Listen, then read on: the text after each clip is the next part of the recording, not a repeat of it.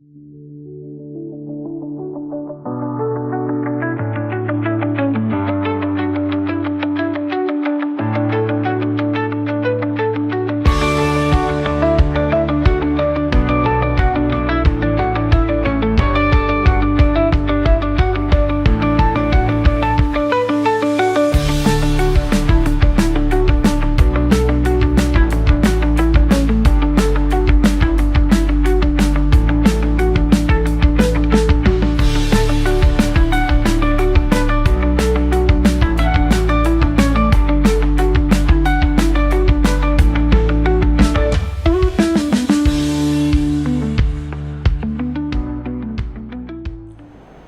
சர்வதேச மகளிர் தினத்தன்று உங்கள் அனைவரையும் ஹெவன் டிவி மூலமாக சந்திக்க கிருபை செய்த எல்லாம் வல்ல தேவனுக்கு துதியும் கனமும் ஸ்தோத்திரமும் சதா காலங்களிலும் உண்டாவதாக.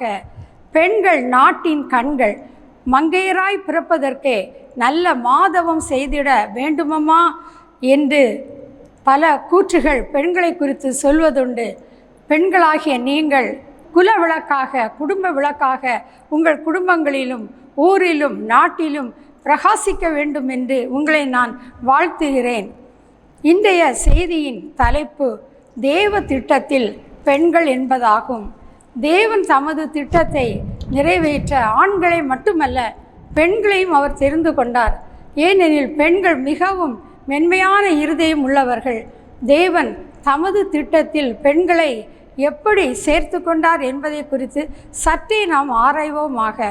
சீரிய நாட்டின் படைத்தலைவன் நாகமானின் குஷ்டரோகத்தை நீக்குவதற்காக இஸ்ரவேலில் இருந்து சிறைப்பிடிக்கப்பட்ட ஒரு சிறு பெண்ணை தேவன் தெரிந்து கொண்டார். அவளின் மூலம் நாகமானின் குஷ்டரோகம் நீங்கியது. நாகமான் இவ்வாறு கூறுகிறார், நான் இனி கர்த்தரை அல்லாமல் வேறே தேவர்களுக்கு நான் ஆராதனை செய்வதும் இல்லை என்று ஒரு பொருத்தனை பண்ணினான்.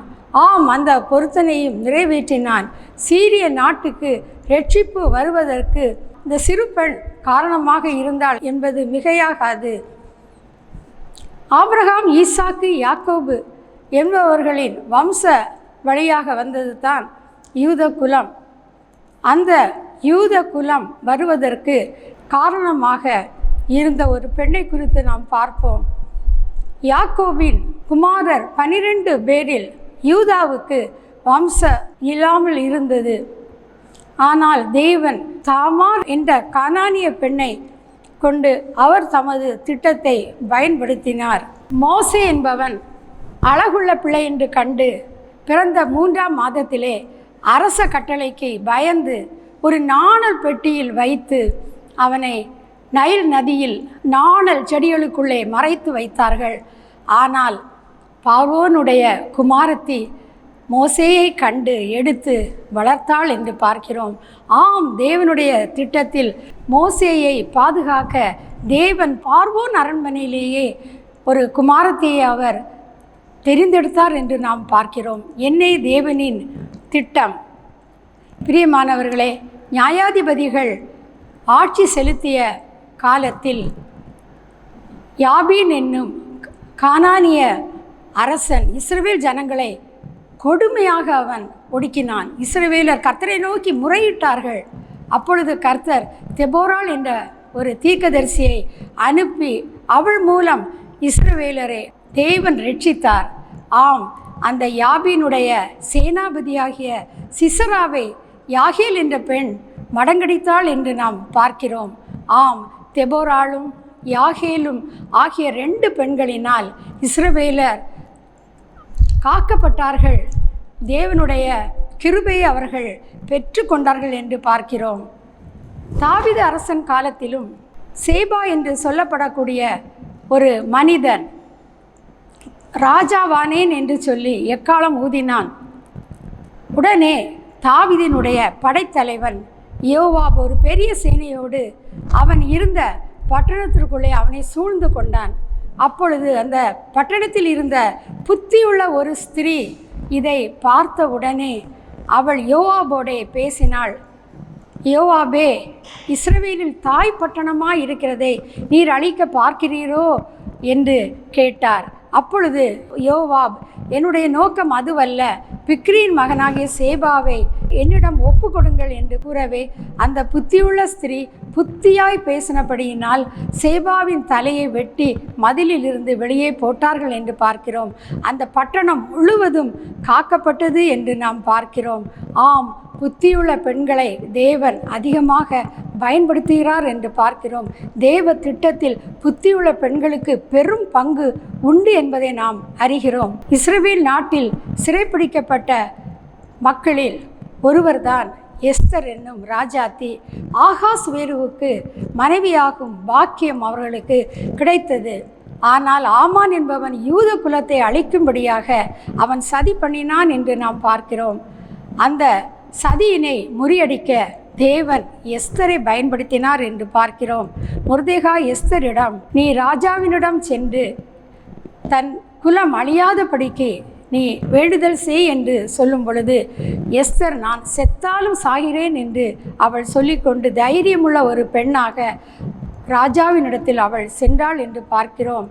2 நாட்கள் விருந்து நிகழ்ச்சி நடைபெற்றது. 2ஆம் நாளில் ராஜா எஸ்தரை நோக்கி, உன் வேண்டுதல் என்ன, உன் மன்றாட்டு என்ன என்று கேட்ட பொழுது, என் வேண்டுதலுக்கு நானும் என் மன்றாட்டுக்கு என் ஜனங்களும் எனக்கு கட்டளையிடப்படுவதாக என்று கூறினாள்.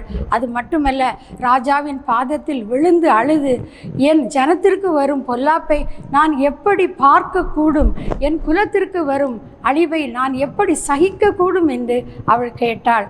ராஜா உடனடியாக நிருபங்களை அனுப்பி அந்த யூத குலம் முழுவதும் காக்கும்படி செய்தார் என்று நாம் பார்க்கிறோம். பிரியமானவர்களே, சிறைப்பிடித்து கொண்டு வரப்பட்ட பெண்களில் ஒருத்தியாக இருந்த எஸ்தரை தேவன் தமது திட்டத்தில் ஏற்கனவே அவர் எப்படி வைத்திருந்தார் என்பதை நாம் பார்க்கிறோம். ரோமர் எழுதின நிருபத்தில் 16ஆம் அதிகாரத்தில் கெங்கிரேயா சபைக்கு ஊழியக்காரியாகிய பெபியாளை குறித்து நாம் வாசிக்கிறோம். பிரியமானவர்களே, இந்த பெபியாள் என்பவள் பவுலிடம் இருந்து ரோம நிருபத்தை வாங்கி கொண்டு அதை ரோமாபுரிக்கு சென்று அதை அந்த ஜனங்களுக்கு கொடுத்தாள் என்று நாம் பார்க்கிறோம். பிற்காலத்தில் மார்ட்டின் லூத்தர் தனது சீர்திருத்த கருத்துக்களை பரப்புவதற்கு இந்த ரோமர் எழுதிய நிருபம் மிகவும் பயனுள்ளதாக இருந்தது என்று வேத வல்லுநர்கள் கூறுகிறார்கள். இயேசுவின் காலத்தில் வாழ்ந்த, இயேசுவுக்கு தைலம் பூசின மரியாள் என்ற பெண்ணும், இயேசு மரித்து உயிர்த்து பரலோகத்திற்கு சென்ற பின் நற்செய்தி பணியாளர்களாக அவர்கள் இவ்வுலகில் ஊழியம் செய்தார்கள். துருக்கி மற்றும் பிரான்ஸ் நாடுகளில் சுவிசேஷ பணியை அவர்கள் செய்தார்கள் என்று வேத வல்லுநர்கள் கூறுகிறார்கள். ஆம், தேவன் பெண்களை எப்படி தம்முடைய சுவிசேஷ பணிக்கான திட்டத்தில் அவர் இணைத்தார் என்று நாம் பார்க்கிறோம். பிரியமானவர்களே, நமது நாட்டிலும் ஆண்டவர் பெண்களை பயன்படுத்தி மிஷனரி பணிக்கு என்று அவர் உபயோகப்படுத்தினார் என்று நாம் பார்க்கிறோம். கிறிஸ்துவுக்கு பின் 17ஆம் நூற்றாண்டில் தஞ்சையை ஆண்ட சரபோஜி மன்னர் காலத்தில் ஸ்வாட்சையர் அவர்கள் மிஷனரி பணியை அவர்கள் செய்து வந்தார்கள். அப்போது அரசனுடைய அரண்மனையில் மராட்டிய இனத்தை சேர்ந்த ஒரு இளம் அதிகாரி பணியாற்றி வந்தார். அவர் திடீரென்று நோய்வாய்ப்பட்டு அவர் இறந்து போனார். அவருடைய மனைவி ஒரு பிராமண பெண் கோகிலா என்பவள். அவர்கள் அரச குடும்பத்தை சேர்ந்தவர்களானபடியால் அவளுடைய வழக்கப்படி இந்த கோகிலாவையும் கணவனுடைய சிதையோடு சேர்த்து எரிக்கும்படியாக உறவினர்கள் முற்பட்டார்கள். அந்த நேரத்தில் அவ்வமயம் அங்கு வந்திருந்த ஒரு பிரிட்டன் அதிகாரி கர்னல் லிட்டில்டன் என்பவர் அவர் கோகிலாவை விடுவித்தார் என்று பார்க்கிறோம். உறவினர்கள் ஒருவரும் அவளை இல்லத்தில் ஏற்றுக்கொள்ளவே இல்லை. அந்த சூழ்நிலையில் அவர் தனது வீட்டில் அவளை தங்க வைத்து பின்னர் தானே அவர் அவளை மணமுடித்து கொண்டார். ஆனால் சில வருடங்களில் அவரும் இறந்து போனார். கோகிலா அவள் விதவை ஆனாள் என்று பார்க்கிறோம். ஆனால் கோகிலா தளர்ந்து போகவில்லை. ஸ்வாட்சையர் இயேசுவின் நற்செய்தியை அவளுக்கு அறிவித்த போது அவள் அதை ஏற்றுக்கொண்டு அவள் ஞான ஸ்நானமும் பெற்று கர்த்தருக்கு முழுவதும் அவள் கீழ்ப்படிந்தாள். தனது பெயரை ராயல் குளோரிந்தா என்று அவள் மாற்றிக்கொண்டாள். அது மட்டுமல்ல, நெல்லை பகுதியில் அவள் அதிகமாக ஊழியம் செய்தாள். அதன் விளைவாக ஒரு சிறு ஆலயம் ஒன்று பாளையங்கோட்டை பகுதியில் கட்டப்பட்டது. அது இன்றும் குளோரிந்தா ஆலயம் என்று போற்றப்படுகிறது. பிரியமானவர்களே, நெல்லை பகுதியில் கட்டப்பட்ட முதல் கிறிஸ்தவ ஆலயம் இது என்று கூறப்படுகிறது. அது மட்டுமா, அவள் பிள்ளைகள் படிப்பதற்காக ஒரு சிறிய பள்ளியையும் அவள் தோற்றுவித்தாள். தற்போது அந்த இடத்தில்தான் தூய யோவான் கல்லூரி இயங்கி வருகிறது. பிரியமானவர்களே, ஒரு விதவையான ஒரு மராட்டிய பெண்ணை கொண்டு தேவன் எப்படிப்பட்ட காரியங்களை செய்தார் என்று நாம் பார்க்கிறோம். பிற அயல் நாடுகளில் இருந்தும் பல பெண்களை கொண்டு தேவன் இந்தியாவில் பெரிய காரியங்களை செய்தார். அயர்லாந்து நாட்டில் 1867ஆம் ஆண்டு டிசம்பர் 16ஆம் நாளில் பிறந்தவர் தான் ஏமி கார்மிக்கேல் அம்மையார் அவர்கள். கருப்பு விழியோடு பிறந்தார்கள். கருப்பு விழிகள் வேண்டாம், நீல விழிகள் தான் எனக்கு வேண்டும் என்று அவர்கள் கூறிக்கொண்டார்கள். அப்படிப்பட்ட அவர்களை கருப்பு விழிகள் கொண்ட இந்தியாவுக்கு தேவன் அனுப்ப சித்தமானார். தூத்துக்குடியில் உள்ள பண்ணை விளை என்ற இடத்தில் அவர்கள் வாக்கர் தம்பதியரோடு சேர்ந்து கர்த்தருக்கு அவர்கள் நற்பணி ஆற்றி வந்தார்கள். அவ்வமயம் நமது தென்னிந்தியாவில் உள்ள நிலைமை மிகவும் பரிதாபமாக காணப்பட்டது. பெண்களின் நிலை மிகவும் மோசமாக காணப்பட்டது. விதவை பெண்கள் தங்கள் கணவன் இறந்த பிறகு பெண் குழந்தைகளை அவர்கள் விக்கிரக கோவிலில் கொண்டு போய் விடுவதும் பூசாரியிடம் அவர்கள் விற்று விடுவதுமாக காணப்பட்டார்கள். அந்த பூசாரியும் அந்த பிள்ளைகளை தவறான வழிகளில் அவர்களை புகுத்தினான் என்று பார்க்கிறோம். இந்த சூழ்நிலையில்தான் 7 வயது சிறுமியான பிரீனா என்பவளும் ஒரு பூசாரிக்கு விற்கப்பட்டாள்.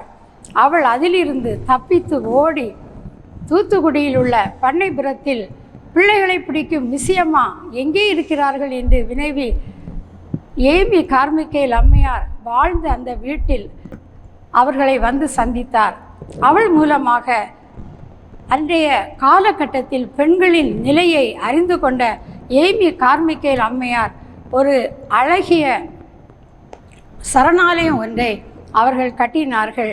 டோனா என்ற ஒரு ஜெர்மானிய பிரபு கொடுத்த நன்கொடையினால் டோனாவூர் என்று பெயரிட்டு அதில் ஒரு சிற்றாலயமும் அதில் ஒரு பள்ளிக்கூடமும் சரணாலயங்களும் கட்டப்பட்டு கைம்பெண்களுக்கும் தகப்பனை இழந்த இளம் பெண்களுக்கும் வாழ்வு கொடுக்கும் இடமாக அது மலர்ந்தது. அவர்களை நாம் நட்சத்திர கூட்டம் என்று இப்போதும் நாம் அழைக்கிறோம். அந்நாட்களில் இந்தியாவில், அதிலும் குறிப்பாக தென்னிந்தியாவில் வசித்த பெண்களுக்கு மருத்துவம் பார்க்க பெண் மருத்துவர்கள் இல்லாத நிலை காணப்பட்டது. மேலை நாடுகளில் வந்த மிஷனரி பணியும் மருத்துவ பணியும் ஒருங்கே அவர்கள் செய்து வந்தார்கள்.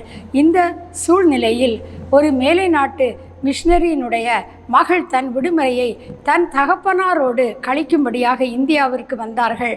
அவர்கள் தான் ஐடாஸ் கடார் என்ற அம்மையார். அவர்கள் மகிழ்ச்சியோடு தன்னுடைய விடுமுறையை கழித்து கொண்டிருந்த நாட்களில் ஒரு நாள் அவர்களுடைய வீட்டு கதவு தட்டப்படும் சத்தம் கேட்டது. அதை திறந்தபோது ஒரு அந்தணர் ஒருவர் வெளியே நின்று கொண்டிருந்தார். அந்த அந்தணரிடம் அவர்கள் பேசிய பொழுது, என்னுடைய மனைவி பிரசவ வலியினால் மிகவும் கஷ்டப்பட்டு கொண்டிருக்கிறாள், சிக்கலான பிரசவம் என்று கூறுகிறார்கள். ஏதேனும் பெண் மருத்துவர்கள் இருந்தால் வந்து உதவி செய்ய வேண்டும் என்று கூறினார்கள். அப்பொழுது ஐடாஸ் கடார் அம்மையார், எனது தகப்பனார் ஒரு மருத்துவர் தான், அவர் விரைவில் வந்து விடுவார், ஆனால் நானோ மருத்துவ கல்வியை இன்னும் கற்றுக்கொள்ளவில்லை, எனவே என்னால் மருத்துவம் பார்க்க இயலாது என்று கூறிவிட்டார்கள். ஆனால் அதை மறுக்கவே அந்தணர் போய்விட்டார். அன்று இரவு தாரை தப்பட்டைகள் முழங்க அம்மையாரின் வீட்டு பக்கம் ஒரு பெரிய சப ஊர்வலம் கடந்து சென்றது. வேலையாட்கள் மூலமாக அம்மையார் அதை அறிந்தபோது காலையில் வந்த அந்தணரின் மனைவிதான் இறந்து போனாள் என்ற செய்தியை கேள்விப்பட்டு மிகவும் அவர்கள் கலங்கினார்கள். அவர்கள் தன் தந்தையாரைப் போல ஒரு மருத்துவராகி இந்தியாவிலே வந்து பணி செய்ய வேண்டும் என்று தனது நாட்டிற்கு சென்று 4 வருடங்கள் மருத்துவ கல்வியை அவர்கள் கற்று ஒரு மருத்துவராகி அவர்கள் இந்தியாவில் சேவை புரிந்தார்கள். அதன் விளைவாக வந்ததே வெள்ளூரில் உள்ள CMC மெடிக்கல் காலேஜ், இன்னும் மெடிக்கல் ஹாஸ்பிட்டல், தாதியர் பயிற்சி பள்ளி ஆகியவை இன்றும் ஒரு தலை சிறந்த ஒரு ஹாஸ்பிட்டலாக சிஎம்சி ஹாஸ்பிட்டல் காணப்படுகிறது. பிரியமானவர்களே, தேவன் தமது திட்டத்தில் எப்படி அவர் பெண்களை பயன்படுத்துகிறார் என்று நாம் பார்க்கிறோம். அவர்கள் உள்நாட்டு பெண்களானாலும் சரி, வெளிநாட்டு பெண்களானாலும் சரி, தேவ திட்டத்தில் அவர்களுடைய பங்கினை அவர்கள் செய்து முடித்தார்கள். கிறிஸ்துவுக்குள் பிரியமான பெண்களே, தேவன் நம்மை தாயின் வயிற்றிலே பிறக்கும் போதே அவர் தெரிந்து கொண்டார். நாம் எந்த ஊரில் யாருக்கு எந்த இடத்தில் நாம் பிறக்க வேண்டும் என்பதை தேவன் அறிவார். இதனை சங்கீதம் 139:16 இவ்வாறு வாசிக்கிறோம். என் கருவை உம்முடைய கண்கள் கண்டது, என் அவயவங்களில் ஒன்றாகிலும் இல்லாத போதே அவைகள் அனைத்தும் அவைகள் உருவேற்படும் நாட்களும் உமது புஸ்தகத்தில் அல்லவோ எழுதியிருக்கிறது என்று வாசிக்கிறோம். ஆம், தேவனுடைய திட்டத்தில் உங்கள் வடிவில் உள்ள வெற்றிடத்தை உங்களை தவிர வேறு யாராலும் நிரப்ப முடியாது. ஒரு முறை D.L. ஆஸ்போன் என்ற உலக பிரசித்தி பெற்ற தேவ மனிதரிடம் ஒருவர் உங்களுடைய வெற்றியின் ரகசியம் என்ன என்று அவர்கள் வினவினார்கள். அப்போது அவர்கள், இந்த உலகத்தில் சுவிசேஷத்தை அறிவிக்க என்னை தவிர வேறு எவரும் கிடையாது என்று நான் எண்ணிக்கொள்வேன் என்று கூறினாராம். ஆம் பிரியமானவர்களே, பெண்களாகிய நீங்கள் தேவனுடைய பார்வையில் மிகவும் விலையேற பெற்றவர்கள். உங்களில் சிலர் மருத்துவராகவும், பொறியியல் வல்லுநராகவும், அரசு அதிகாரிகளாகவும், தாதியர்களாகவும், ஏன் குடும்ப பெண்களாகவும் கூட நீங்கள் பணியாற்றி கொண்டு வருகிறீர்கள். ஆண்டவர் உங்களை தெரிந்து கொண்டார். ஆனால் கர்த்தர் உங்களை எதற்காக தெரிந்து கொண்டார் என்பதை நீங்கள் அறிந்து, தேவ திட்டத்தை அறிந்து நீங்கள் செயல்படுத்த வேண்டும். தேவ திட்டத்தை எவ்வாறு அறிந்து கொள்வது? முதலில் நீங்கள் தேவ சமூகத்தில் ஜெபித்து தேவனிடமே கேளுங்கள். அப்பொழுது அவர் உங்களுக்கு போதிப்பார். இரண்டாவதாக, நீங்கள் வேதத்தை வாசிக்கும் பொழுதும் கர்த்தர் உங்களுக்கு அவருடைய திட்டத்தை காண்பிப்பார். சங்கீதம் 32:8 நான் உனக்கு போதித்து நீ நடக்க வேண்டிய வழியை உனக்கு காட்டுவேன், உன்மேல் என் கண்ணை வைத்து உனக்கு ஆலோசனை சொல்லுவேன் என்று சொல்லுகிறார். ஆம், தேவன் உங்களுக்கு அதற்கான ஆலோசனையை வழங்குவார்.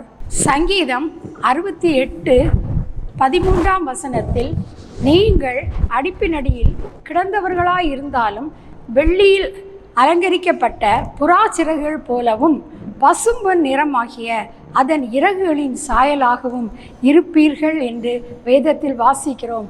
ஆம், மகளிராகிய உங்களை தேவன் பொன்னாகவும் வெள்ளியாகவும் விலை உயர்ந்த கற்களாகவும் அவர் உங்களை தெரிந்து கொண்டார்.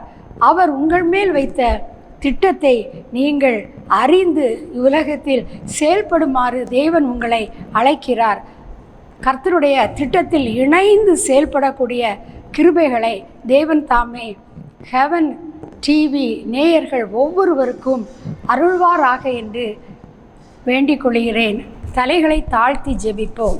எங்கள் பரலோக பிதாவே, காலா காலங்களிலே தேவனாகிய கர்த்தர் பெண்களை இந்த உலகத்தில் பயன்படுத்தி வருகிறீர் என்பதை குறித்து நாங்கள் சற்று நேரம் ஆராய்ந்தோம். ஆண்டவரே, உம்முடைய பார்வைக்கு பெண்கள் எவ்வளவு விசேஷமானவர்கள். கர்த்தருக்கு முன்பாக ஆண் என்றும் இல்லை, பெண் என்றும் இல்லை என்று வேதம் கூறுகிறது. ஆகவே கர்த்தாவே, இந்த பெண்களாகிய ஒவ்வொருவரும் தேவன் தங்கள் வாழ்க்கையில் என்ன திட்டம் வைத்திருக்கிறார் என்பதை உணர்ந்து அறிந்து அதன்படி செயல்படுத்தக்கூடிய ஆற்றலை ஒவ்வொருவருக்கும் தந்தரள வேண்டும் என்று இயேசு கிறிஸ்துவின் நாமத்திலே கேட்டுக்கொள்கிறேன். பரலோக பிதாவே, ஆமேன், ஆமேன்.